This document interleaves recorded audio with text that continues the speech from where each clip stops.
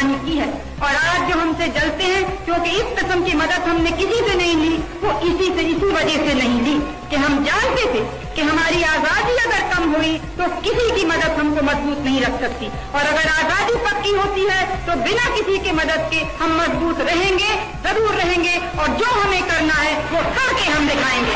अगर आज भारत की बागडोर इंदिरा गांधी जैसे लौह इच्छा शक्ति वाली नेता के हाथ में होती तो पहलगाम जैसे आतंकी हमले पर पाकिस्तान के लिए हालात बिल्कुल अलग होते। 1971 की जंग और बांग्लादेश के निर्माण की मिसाल हमारे सामने है, जब इंदिरा गांधी ने न सिर्फ पाकिस्तान को युद्ध के मैदान में धूल चटाई बल्कि अंतर्राष्ट्रीय मंच पर भारत की कूटनीति की ताकत भी दिखा दी थी। इंदिरा गांधी के इस कड़े तेवरों को आज दुनिया याद कर रही है। इंदिरा गांधी रहती तब तक मार दी रहती, इंदिरा गांधी रहती ना अब तक मार दी रहती वहाँ पर।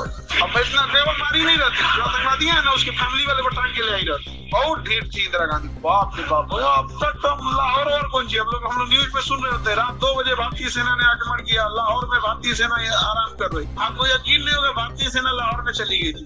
सुबह उठे सब नागरिक सब देखे सके सरकारी स्कूल में उर्दू लिखल रहते, तब पता चला कि जिला विद्यालय लाहौर है सर। लाहौर आ गए हम लोग, रात में जो पता नहीं चला था ना, हमला करते करते निकल गया सुबह। पहलगाम का हमला सिर्फ एक आतंकी हमला नहीं था बल्कि भारत की संप्रभुता पर खुला हमला था। अगर इंदिरा गांधी सत्ता में होती तो सबसे पहले उन्होंने कड़े शब्दों में पाकिस्तान को चेतावनी दी होती, बिना किसी संकोच या राजनीतिक शिष्टाचार के। वो संसद में खड़े होकर साफ शब्दों में कहती कि भारत अब सहन नहीं करेगा। इसके बाद कूटनीति नहीं रणनीति की बारी आती।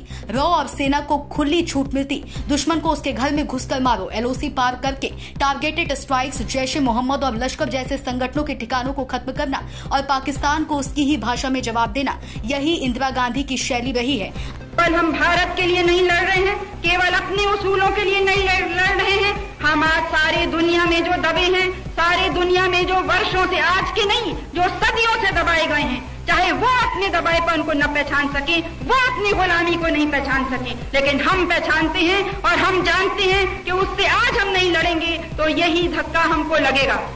पाकिस्तान अगर आज कमजोर है तो मैं बहुत दावे से कहती हूँ कि वो देश जो उनको हथियार देते आए आज तक, उन्होंने कमजोर करा है पाकिस्तान को, और अगर पाकिस्तान को हानि होगी तो उनको मैं दोष देती हूँ कि उन्होंने ये हानि की है। और आज जो हमसे जलते हैं क्योंकि इस किस्म की मदद हमने किसी से नहीं ली, वो इसी वजह से नहीं ली कि हम जानते थे कि हमारी आजादी अगर कम हुई तो किसी की मदद हमको मजबूत नहीं रख सकती, और अगर आजादी पक्की होती है तो बिना किसी की मदद के हम मजबूत रहेंगे, जरूर रहेंगे, और जो हमें करना है वो करके हम दिखाएंगे।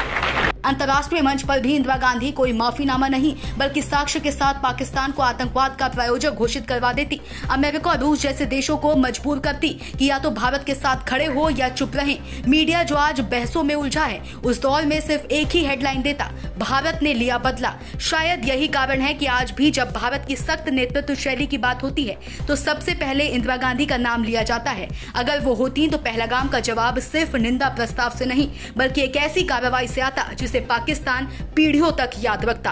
Bureau report, DK Tripathi, SAM TV digital. Subscribe करें SAM TV, क्योंकि हम आ गए हैं अब आपके बीच, दिखाएंगे सत्ता के वादों और अपराधियों के एक एक कारनामे की हकीकत।